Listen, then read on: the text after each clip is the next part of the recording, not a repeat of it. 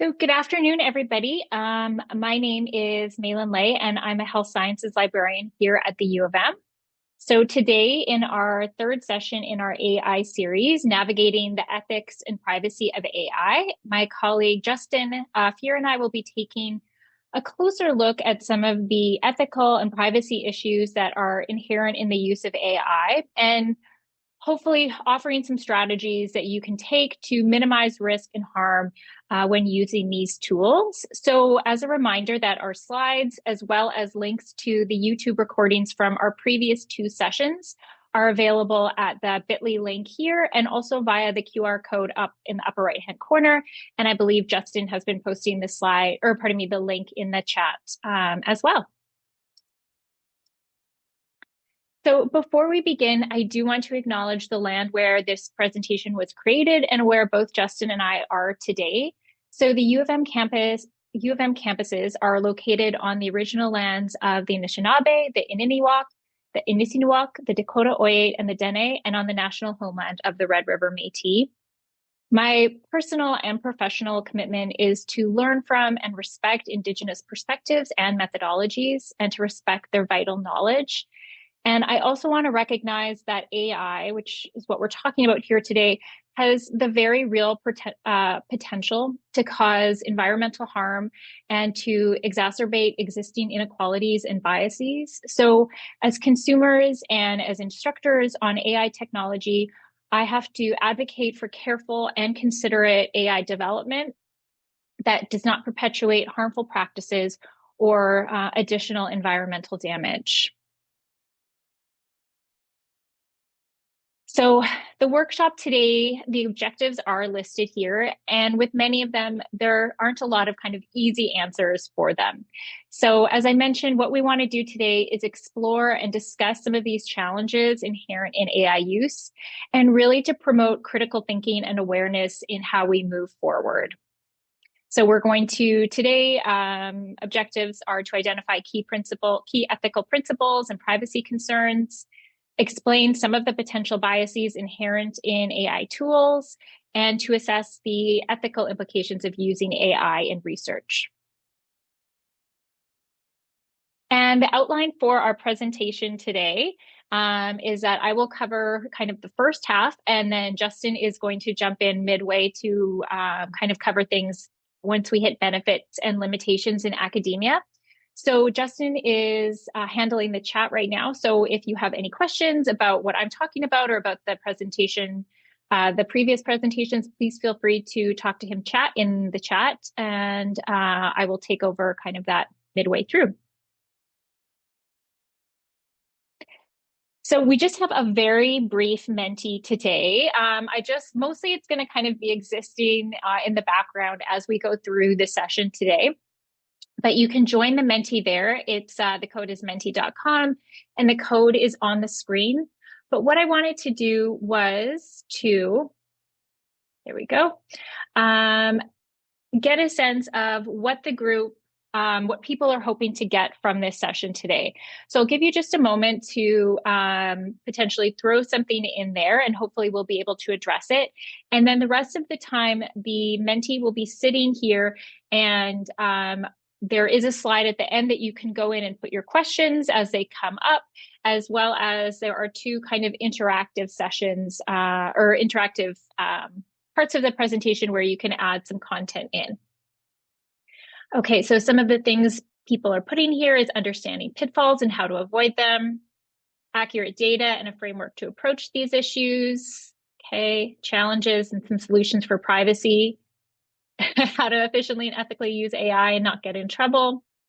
Okay, so how can I use AI in my data analysis and writing my research ethically, credibility. Okay, so most of these we are going to be talking about today, and also recognizing that there is a lot of complexity in all of the issues that we're talking about. When benefits of AI outweigh the drawbacks. Okay, great. Thank you, everybody. So I'm just going to go through them so that people can share. So feel free to put things here in the question and comment screen as they occur to you, if you don't want to put them in chat or you just want them to be answered at the end.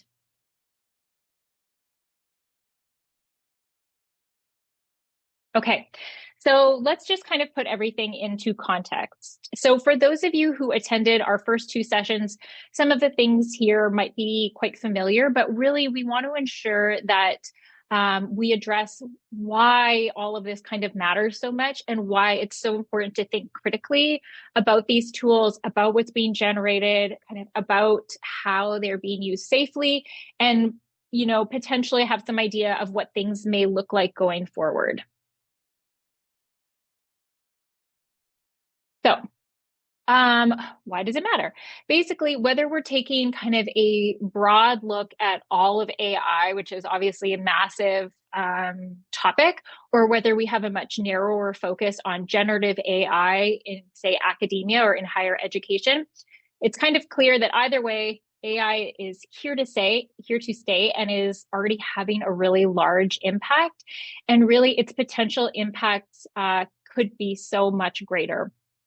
So, numerous studies have already been done showing how broad usage of these tools are by students and by instructors. And really, students are using it in their coursework already, whether at the advice of instructors or as part of, say, an assignment or just on their own. And it's really being shown that they're going to need to know how to use these tools properly, kind of in your future career, and where that might take you. But at the same time, a lot of students have indicated through surveys and things like that that they feel that there's kind of a lack of consistent messaging about how to use these tools ethically. And educators, meanwhile, are concerned about the impact that these tools are having on student learning, as well as long-term consequences, say, for critical thinking, critical analysis. And so overriding kind of all of this is the fact that we are still really in kind of very uncertain times, and we don't really know where kind of AI is going to take us, or what's impact it's going to be long term on kind of research and on education. Things are just changing so fast. And at the same time, I think there is a lot of people who are understandably very cautious and nervous about using some of these tools. And so maybe aren't kind of staying on top of it at all, or being aware of them, and just think it's kind of going to go away. And I don't think that's actually what's going to happen. So really the best way is to stay informed and keep using these tools and thinking critically about them. So that's kind of why all of this matters. And if some of you may just think about AI as just being, say, ChatGPT, there is really so much more potential in these tools. And I found it's linked here. It's a blog post from the founder of Anthropic, really talking about what they see as where AI can take us and the kind of potential benefits. And I thought it was a very not too much like propaganda for AI tools, but really critically thinking about the potential and whether it's then therefore worth potential risk. So if we drill down to just how AI is viewed by educators and students in university settings, these, and I know they might be a little bit small, but have been identified as some of the key areas of concern when using AI. So you can see privacy here, 96% are concerned about privacy in the classroom. Verification methods for output generation. Are these tools created with anti-bias measures? Are there ways to ensure that no inappropriate content is shared, and more?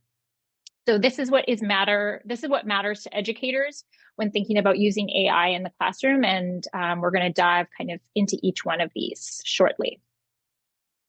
And finally, I do just want to recognize that there are a lot of potential harms that AI can use. And I have found this a really helpful kind of tool to think about it, but it's linked there, and it's various harm considerations of large language models. But each one of these kind of allows you to do a little bit of a deeper dive. So if you want to learn, say, about access discrimination, you can then go and read more about how large language models have to deal with access discrimination and all of that, and kind of just keep on reading more. Because we're only really giving a broad strokes overview of the topic. So this was, I thought, a really nice tool to explore potential harms. Okay, so let's dive into privacy. So really the ease of using these tools and often the very minimal cost inherent in them for using AI tools means that the way that these companies are making money is by using your own personal data. So if something is free, it often means that your data is what, the price you're paying. And I have been telling this to users for years. So it's not just about AI, but even if you think about, say, using Gmail, why would Gmail be free? It's because you're paying with your data.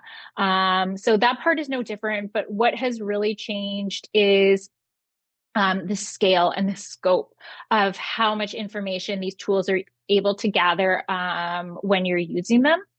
And there are different things to consider when talking about privacy. So you want to be thinking about how your data is used and collected, who owns that data, and then just general awareness about privacy when using these kinds of tools. So I'm going to talk briefly about it, and Justin's going to go a little bit more in depth later on. So right now, we in Canada, at least, are in a bit of a holding pattern when we think about privacy and what kind of data is gathered about us when we're using AI tools.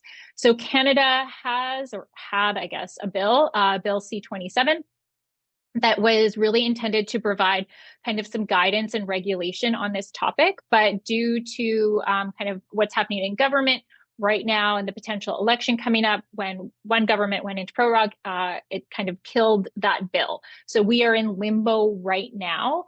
But people do hope that once an election is called and a new government is placed, that the bill might be revived. But either way, it's going to take time.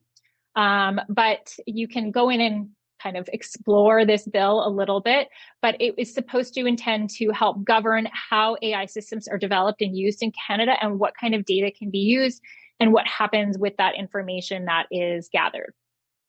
So that's where things are from a Canadian perspective.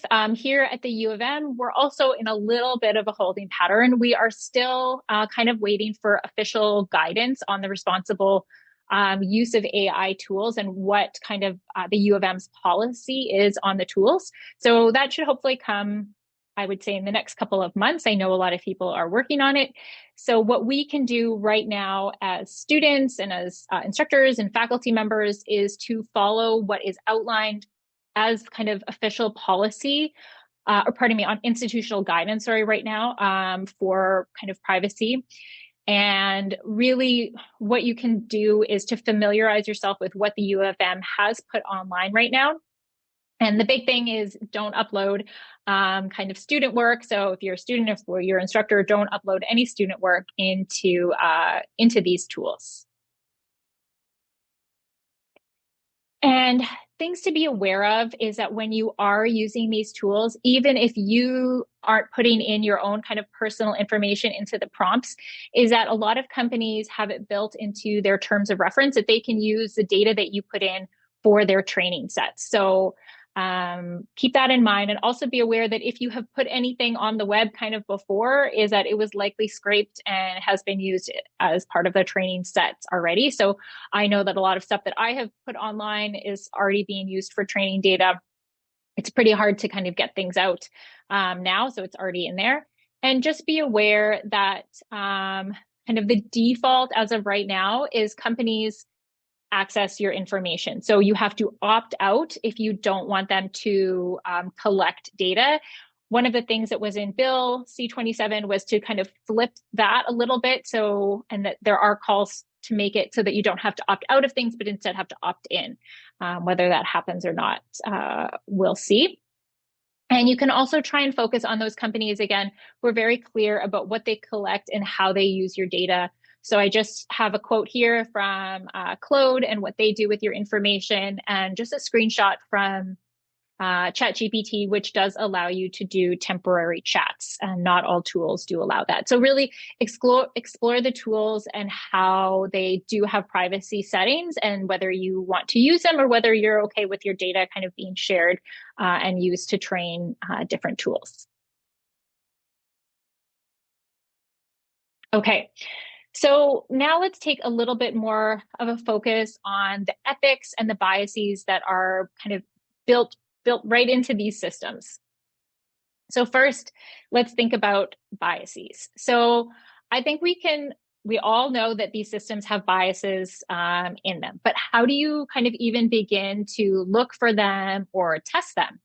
So one easy thing that I've been doing ever since I've kind of started teaching on this topic is, and then I kind of evaluate how it changes over time, is to see how image generators draw librarians. So it's a very low stakes test, but what biases are built into this system? So when it's asked very simple prompts about what a librarian looks like and what they do, what does it kind of return to me?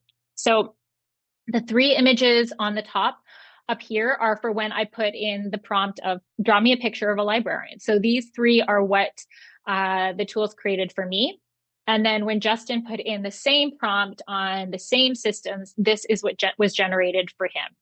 And just as a side note, this is when I asked DeepSeek, which doesn't have an image generator, or I wasn't logged in to be able to use it. This is its reasoning process when I ask it to draw me a librarian. So you can see all sort of the reasoning, the thought that goes into the image that are created. So I think there are some interesting things to note is that the tools have gotten better, at least for me, about drawing librarians from an array of kind of different racial and cultural backgrounds. So when I first started asking them, the librarians were almost always white males. So what that means though is the system is learning from me, because I would then always I would modify it. So I would get a different image generated because I didn't want that. So it's learning and then automatically providing those kind of changes in its image to me right away. But then when Justin asked, and I think he's done less of this over time, so the system doesn't really know, is he got two kind of white males for his image generation, even though in librarianship, for example, women make up 80% of the profession. And at the same time, there are kind of numerous outdated stereotypes built into these images. So you can see, apparently we all work in giant halls with books all around us, and we all appear pretty able-bodied, and almost all of them are kind of on the younger side, maybe conventionally attractive. And so just thinking about how these tools generate your profession is, I think, kind of an interesting little test. So what I wanted everyone to do is go to, any, you can use ChatGPT, Gemini, or Copilot, and then put in the following prompt. So draw me a picture of, and then put in whatever your discipline is, whatever your kind of greatest area of interest in a specific subject or department. And then, but working. So draw me a picture of a pharmacist working. Draw me a picture of a social scientist working. And then once you kind of see that image, and it might take a little bit while to generate, so we will move on, but I want you to think about is when you're looking at that image, does it represent you? Do you feel like it actually represents the work, how your current profession actually is, like right now? Does it represent your profession? And do you see kind of any potential biases or stereotypes that are being portrayed in what that image looks like? And I think it's just an interesting reflection to think about, okay, well, if this is how biases are reflected in image generation, how could that also potentially be reflected in text generation? So what it's telling you, say, about a topic area. And then I have left this up here under Menti. So if you want to go in and share with the group kind of what you found from your image prompt, feel free to do that. And if you notice kind of any biases or stereotypes, or it really captured your field, feel free to share that here under the Menti image prompt. Okay, so in terms of biases that are built into the system, really it comes down to kind of algorithmic biases. So it's essentially all of these models are trained on kind of huge amounts of information that is found online. And a lot of the information has outdated or its own biased information. So algorithmic bias is when the systems or the tools produce these kind of discriminatory or unfair results. And it's, yeah, as I mentioned, it's because the models are trained on our information and our data. And so really it comes back to when you have kind of garbage in, garbage out. So if you have poor data or biased data or stereotypical data going into the systems, then that is what can come out again at the end when you ask it for some kind of output. And at the same time, these models, in addition to the training data, they are built by developers, and developers have their own biases, and they tend to be a very certain, predominantly, again, certain type of person, a lot of men. So how does that change how these systems are developed when they are built by people like all of us who have their own biases? And at the same time, the algorithm shows the biases that are already present that are in the world. So that's a really hard one to change, because whether you want that bias to exist or not, if it's evident, if it's present in the world, how do you kind of train it out of the system? And for us, in terms of what we're focused on for our sessions, how does this come back to what's called search algorithm bias? So if we're just thinking about Gen AI tools and kind of research, search algorithm bias is when certain results are come up instead of other results. So even if you think about, say, a Google Scholar search, when you do relevance ranking, well, what does that really mean? What is the most relevant? And often it's kind of a little bit of a black box of knowing why certain results are shown and certain ones aren't. And then thinking about what are the implications of certain languages, authors, and journals on topics are ranked higher than others. And some of these systems, these research tools are owned by large companies. So do their relevance rankings favor results and research that come from that same company? So we have to think about all of that. Another type of bias is citation bias. And that is when citation tools like the ones we used last week, Research Rabbit, if it only shows kind of highly cited work, it can lead to reinforcing existing citation biases where only well-known authors get cited, and then those ones show up more and get cited more. So we have to be careful of some of these. And this is just a screenshot from one tool, Cite AI. It's a research assistant tool. It's one of the few tools I'm aware of that actually shows you kind of the details of the search that it did. So you can see here, I put in a very basic prompt about a lit review and tariffs on wine production. It shows me what it searched, but it doesn't, when it shows me these results, I still don't have a really great idea of why something is included and why something is not included. So a very brief overview of bias, but some of the things you want to be thinking about when you're using the tools. So let's move now to copyright, as this is a question we get asked about a fair bit. And we also want to note that the center has online guidance about copyright. You can always reach out to the copyright office if you have additional questions. So central to all of this is that these tools have been trained on kind of content found online, and most of it is taken without permission. So what happens is the AI companies, they train their models on this content. And then there are questions, though, about whether this is an infringement on copyright. So copyright is a very complicated topic, and there's often not clear-cut answers. And you'll find this, again, this was before AI too, but often they don't give clear answers that can be applied to any and all situations. So on one side of a kind of the copyright debate is that creators and some companies argue that permission has not been given for the material, and that these tools are creating derivative works which infringe on copyright. And obviously, there is a potential for a very large impact on the creative economy if people are not credited and financially compensated for their work.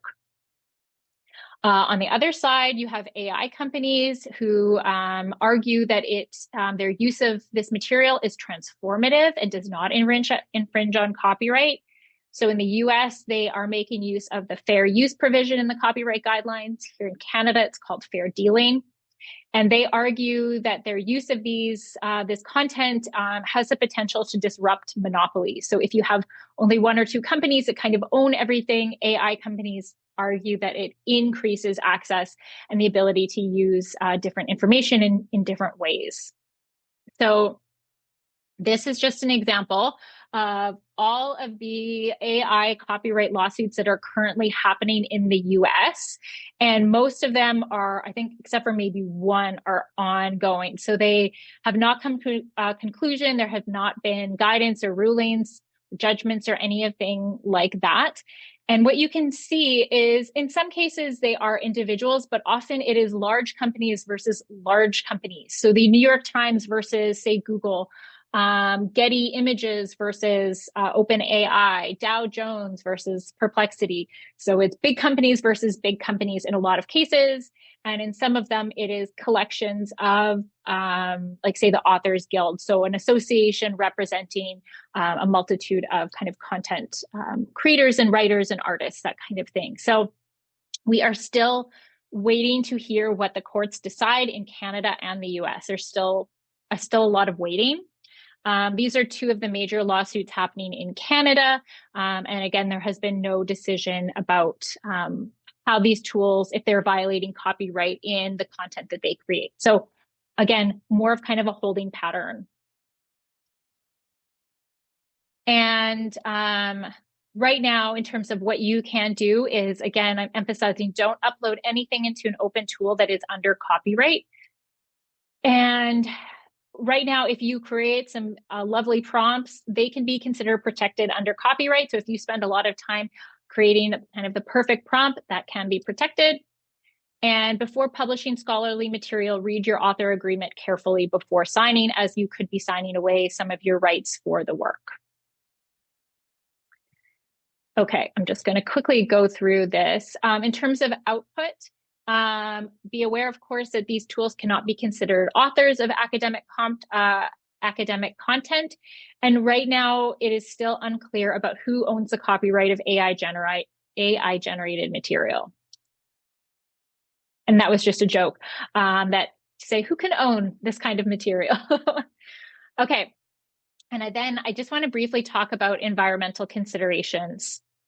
So the big consumer is obviously data centers, which are used to house and run all of these servers. So these AI data centers, which are popping up kind of all over the world, they use massive amounts of electricity and water and rare minerals, and they generate waste. And at the same time, we are hearing about some of these big companies even looking at nuclear power as a way to kind of keep these data centers going.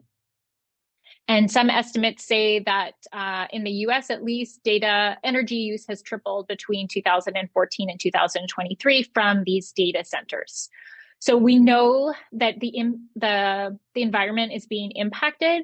And at the same time, companies and the government are also saying we need to find a way to balance between innovation and sustainability. So how do we still have these data centers to allow these AI tools to exist, but do it in a more sustainable way? So in terms of what the government can do, there are suggestions. So what government officials and what we can advocate our government to do. So I'm just going to put them up all here. But some of the things are, encouraging companies to green their data centers, so not just building kind of whatever cheapest, fastest, using renewable energy, even in generating them, making AI algorithms more efficient to reduce their energy demand. And we're seeing this one already, number 3. And even just kind of weaving AI-related policies into broader environmental regulations. So a lot of the things related to data centers and their use, we need government regulation to handle. It's much more difficult to handle on an individual level. But what can you do as individuals? So I know some people don't even want to enter in kind of single prompts because of the potential harm to the environment. And while this may be controversial, I think that individual use of AI can be likened to how kind of the onus for a lot of climate action or change is put on the individual instead of industry or government to regulate. So do we focus our attention on individual use of specific products or focus on systemic change? There's not supposed to be 2 question marks there, but what can we do as individuals? And keeping in mind that AI data centers do power much more than just generative AI tools and can lead to a lot of rapid advancements in, say, climate change science and other innovation that can lead to improvements for climate change. So I won't get you to do this because I'm just short on time, but you can maybe do it later, is put in the prompt, any prompt, and then ask how much energy did the last prompt use. And what you'll find is that some tools will tell you how much energy the last prompt used and some won't. So really the rough idea, it kind of varies tool to tool. Some tools really want to help you, some don't. But really we're looking at 0.03 to 0.06 kilowatts of energy. And I've just thrown up some charts here so you can kind of see how a typical chat question varies to other energy uses that you might have in your household. It's pretty minimal when compared to, say, using a laptop or average US household consumption. And this is just some science behind how much water is used to, again, compared asking ChatGPT a question versus other uses of technology like a Zoom call, like you're all on right now. Okay.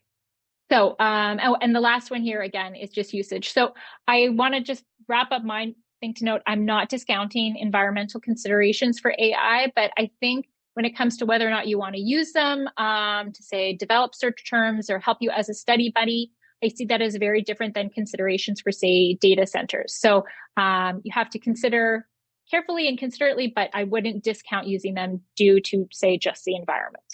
Thanks. Passing over to Justin. Great. Thanks so much, Mê-Linh. Okay, so I'm just going to share my screen. Okay, can everyone see that?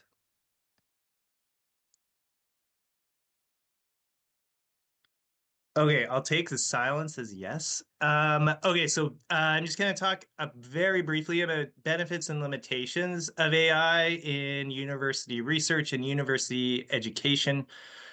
Then I'll go into a little bit of what you can do in terms of ethical use and making using these systems more secure, that sort of thing. And then we'll just briefly wrap up on what the libraries can do to help you use these tools. Okay. Okay, so some of the benefits, we talked a lot of this last week, but saves time, right? One of the biggest benefits to using these tools saves you time. Can also, and this too, we talked a lot last week, it was basically focused entirely on this, but you can find a lot of sources, academic literature through these tools. Makes it really easy to do a lot of library research, finding sources to use throughout your research and writing. Helps you get organized, started on your draft. We talked about this last week too, any kind of writing assignments that you have.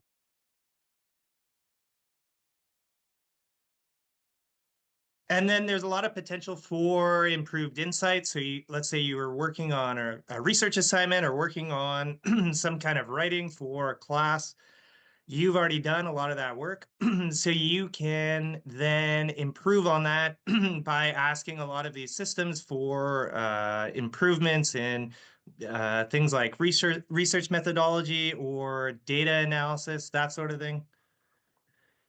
There's also tons of other tasks that you can use for these systems for. Sorry, excuse me. Things like I was saying, methodology, research methodology, things like survey development, getting, focus group conversations or prompts set up. You can also use Gen AI or AI tools for data analysis, everything from pattern recognition or thematic analysis or types of quantitative analysis, things like finding correlations. And so you can use these tools for all of this. Seems really great. You can create figures, you can create tables, you can do all sorts of research tasks, education tasks that when you would have to do them mainly manually, now you can use AI to create these or get help making these. Seems really great. There's also, though, a lot of limitations. So things like inability to reproduce your search. So you've found all these really great sources, but like Mê-Linh was saying, you don't really know how these systems are finding these things. So if you are writing a literature review or other types of reviews, it's really hard to say how you got these sources to show up, how you found them in the first place. It's really hard to distinguish between good research and bad research. Things like Mê-Linh was talking about with bias that comes into play and relevance ranking. So how are these sources, how are these research summaries that you're generating? Where did the information come from? Or why is it prioritizing one study over another? Uh, and what's the quality of this stuff, right? It can be hard to tell. There's little paywalled content on these systems. So we talked about this last week, where these tools typically are only able to get an abstract or maybe a title and an abstract of sources that you're trying to find or summarize. There's not going to be a lot of paywalled content in there. This knowing how to integrate AI content gets at some of those responses that people were entering into what they wanted to get out of this session. So I'll talk briefly about this, but it can be hard to integrate some of this AI content in an ethical, in a responsible way without violating, your academic integrity, without violating copyright. And then there's potential for inaccuracy and there's potential for bias. And you may not even realize that content is biased, right? It can be really hard. All of this, though, relies on your judgment. So you're going to have to use your judgment, especially for inaccuracy, especially for bias, when to use these systems. And then when you're evaluating the content that you're getting out of these systems, you really need to be aware of some of these issues, but you really need to, when it comes down to it, rely on your judgment on how you're using this information that you're getting and well, how you're getting the information and then how you're using that information. Okay, so maximize ethics and privacy. So why even think about this? These are just a couple different reasons I was thinking about. So you can build your reputation, right? You're not including plagiarized content, things like that. You're using your expertise to, evaluate, find different sources, use that information in different ways. Obviously, we all want to be secure. We all want to have control over what we're being surveilled when we're using, any online tool, but especially so when we're using these AI tools. You want to avoid perpetuating systemic bias or hegemonic viewpoints, right? We'll talk a little bit about that. And then it's just beneficial for society in general to think about ethics, to think about privacy when you're using AI. Okay, so I really like this quote. This is from Emily Bender. This is from her paper that she wrote early last year called Resisting Dehumanization in the Age of AI. So she writes, cognitive scientists, she herself is a cognitive scientist, are the domain experts in the capabilities that these AI tasks supposedly test for.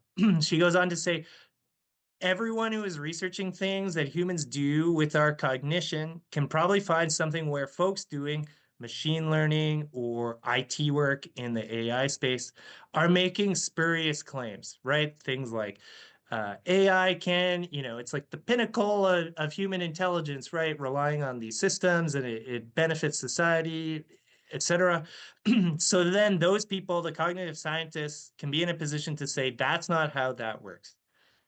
And I'll get a little bit of more into that in a second. But basically, it's talking about, again, relying on your judgment, relying on you as a researcher, as grad students, as faculty here at the University of Manitoba, using your expertise and really judging how this information was created and how you're going to use it, right? So one of the things Emily Bender suggests is to question, right? Question, question, question. I wrote it 3 times because it's very important. These are straight from Emily Bender, but she has questions to ask right when you're using these systems. So how is this AI task defined? She's talking about, whatever content's coming out, how is that being formulated? right? It's really hard to know. In most cases, we don't. Some things like those reasoning models, for example, from DeepSeek that Mê-Linh was showing, those kind of get a little bit more, okay, how is this response being generated from my prompt? But it's really hard to know. Think about what's the input, so what you put in, your prompts or whatever other AI system that you're using, and then what are you getting out, okay? That gets a little bit at that Leo Lowell clear framework where we're evaluating the response that we received. Is this actually, what I'm looking for? Does the input provide sufficient information to produce accurate output? So that too gets at that Leo Lowell clear framework where you're reflecting on what prompt did you use, or in this case, Bender's calling it an input, and then what's coming out at the end of it. Of course, where did the training data come from? Really hard to know in most cases. And then can this technology be used for surveillance, harassment, or denying people their rights? Again, hard to know in most cases, but it's just something important to keep in mind. Okay, so when you're using these, it's really interesting, right? If you start looking into different papers that have been published in scholarly journals, sometimes, and people are keeping track of this, sometimes you can find interesting phrases, right? So I'm writing a paper, I'm looking to get it published. I publish the paper, it pops up online, people are reading it, and in that paper it reads, as an AI language model, I don't have direct access to current research articles or studies. Right? There we go. Sorry, excuse me.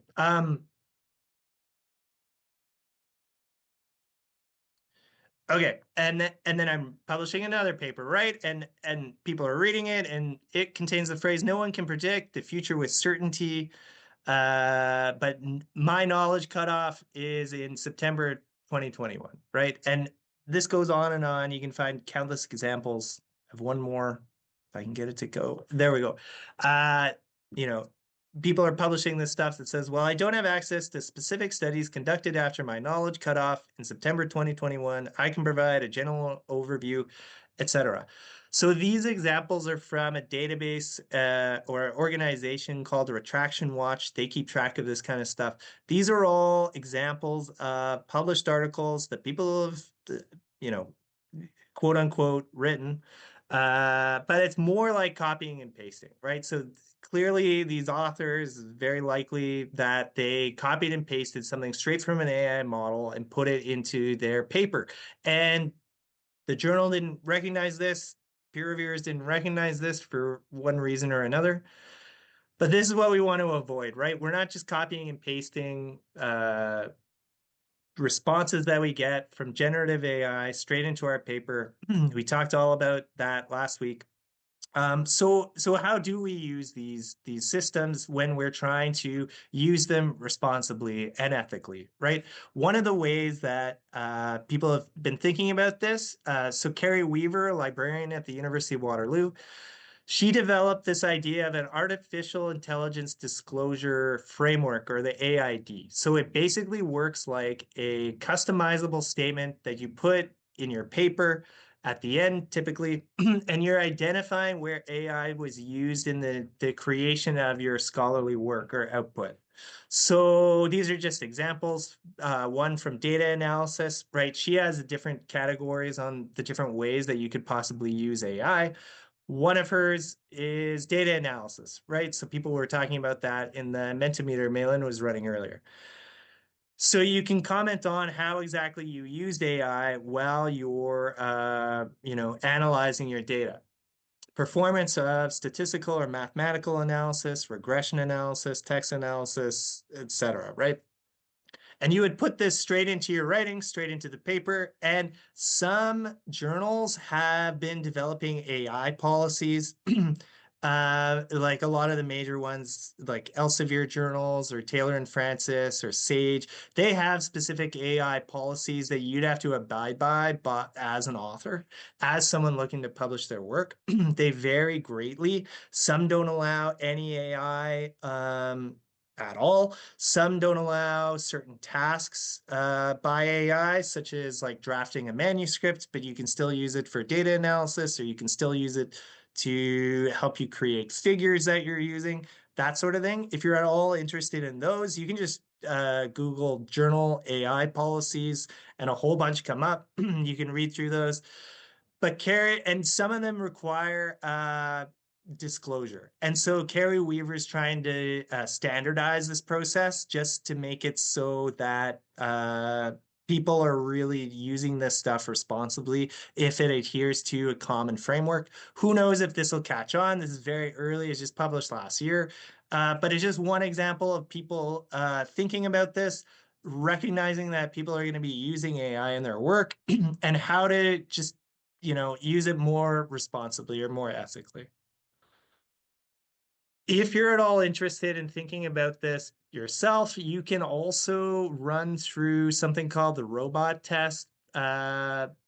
Two librarians, and unfortunately I spelled Amanda Wheatley's name wrong, but two librarians from McGill came up with this test. They're big into AI and how it intersects with library work. And it's just, I'm not going to run through each one of these, but it's just kind of thinking about an AI model or an AI system and running it through, okay, what's its reliability? What's its objective? Where's their bias and ownership and type? But if you're at all interested, you can click the link and then it gives you kind of question prompts that you can ask yourself before or after you're using different systems, AI systems. Okay, so moving on to privacy. So privacy has the same sort of problem that Mê-Linh was talking about with environmental considerations. So this is from Stanford's Human-Centered Artificial Intelligence Office or organization. And so they have a white paper. It's really great. It's a little long, but I pulled out some important parts here. So this quote gets at that it's not really like individual actions can matter for sure, but to get past this, what they call largely unrestrained data collection, this problem that really, is basically the biggest privacy issue with using these AI systems, it can't really be addressed through individuals alone. So they suggest, and these are big solutions. These are talking about government policy sort of things and legislation on these AI tech companies. But one is to flip it from being opt-in or opt-out for data collection at an individual level to having the default as opt-in. Another one is focusing on the AI data supply chain. And this too is such a big, huge system that it would really make it more transparent. So people would be able to see, okay, how is my data being used? And not only at an individual level, but at an aggregate level. And then the third one is flipping the script on creation and management. So really making the technical infrastructure that underlies a lot of these systems, making them support the individual data rights and preferences over the tech companies. Again, these are big solutions. We're not really going to be able to have any say of these. You can do, lobbying or writing your elected officials sort of thing, but that's at the this political or national, international level. But what can you do in terms of privacy? There's a number of things. So one, you can consider installing local AI software. So two examples of those that kind of have an interface that's similar to what you're used to with the Gen AI model are Obsidian and Notion. There's a bit of a learning curve to installing some of these things, but if you're at all concerned about your privacy, these options exist. Especially Notion has a really good AI functionality. There's also a product called Stable Diffusion, or it's a model, and you can install different instances of these. There's all sorts of software that uses this model. So I link one below. But those are text to image generators. So you can consider those too. And it's all local. The data wouldn't be shared anywhere, it's just stored locally on your computer. You also want to think about disabling data sharing wherever possible. And so this includes things like Alexa, right? These sort of like home-based AI technology. It's all over Microsoft too. You can disable data sharing and on and on. Depending on the system, this might be possible. Depending on the system, you can still turn it off and you still don't know whether your data is being shared or not, but it's at least one thing you can do. You can also keep whatever input you generate, your content that you're putting into these systems, uh, generic. So you're not putting personal information, you're not putting private information into these. Um, that's one technique too. Most tools, though, require you to log in or don't allow you to opt out. So that's big problem, right?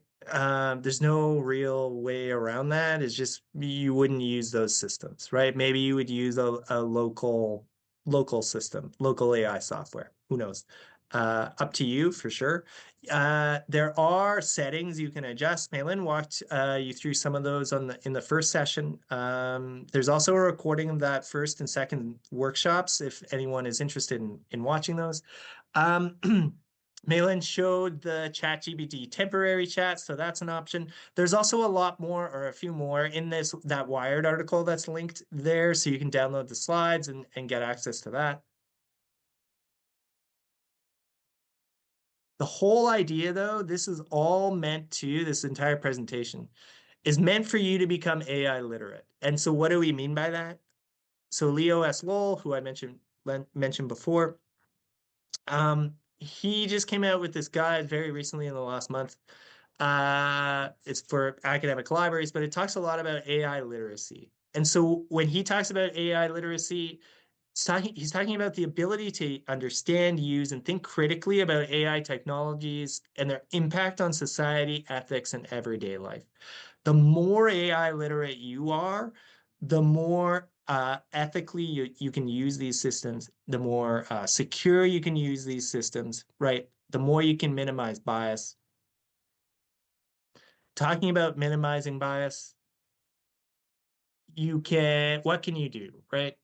You can practice your prompt engineering. You can make a prompt that doesn't have stereotypical librarian stereotypes in them or cliches in them. You can ask the system to, have the picture display certain things. You can also just avoid tools that are uncomfortably biased or prejudiced, right? You can avoid them entirely. Don't even worry about practicing prompt engineering for those. You're just not going to use you on the other side of the coin, I guess I should say, you can avoid using content and images or whatever output you're getting that shows systemic bias. So you're not, or hegemonic viewpoints. So you're not avoiding them entirely. You're just not going to be reusing the content or images or whatever outputs you have that show this bias in a way that you're recognizing it. Again, it can be hard to do though. Definitely am conscious of that. And then finally, you can increase your awareness and just critically appraise these responses and content so that you have the awareness, right? This picture is showing a stereotypical librarian, right?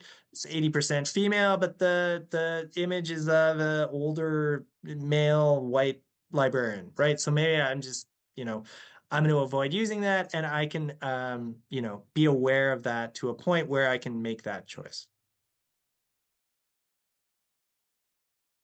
Okay, so how can librarians help? You can, as University of Manitoba students, as University of Manitoba faculty and staff, you can contact librarians for help. You can contact librarians for help evaluating AI content. We're available to meet with you via appointments, so you can book those for in-person or virtual consultations. We're also available at the Elizabeth Dafoe and the Neil John McLean libraries and other of our unit libraries on call. So you can just come up to the desk and ask a question, get help from library staff. You can email any of us. We're very responsive to email. You can click that link at the bottom there. You can find out who your liaison librarian is. You can get help. You can book an appointment, all sorts of stuff. Mê-Linh has run a number of different workshops on different aspects of AI. So she ran one in looking at AI in the social sciences context, ran one looking specifically at Elicit for literature reviews, one more generally on using a generative AI in your research. So you can click any of those links, get access to her slide deck to look through those, then ask her any questions if anything comes to mind. You can also watch our recordings of this workshop series at that link there. That just links to the YouTube channel. And then you should be aware there's lots of other workshops available from the Center for the Advancement of Teaching and Learning on campus, so you can check out those as well. Okay, and of course, visit any of our libraries. Look how happy that, library patron is looking at some book that I can't actually read. I don't even know if it's in English or if it's even words. Generative AI is really bad at producing images with words for some reason. Yeah.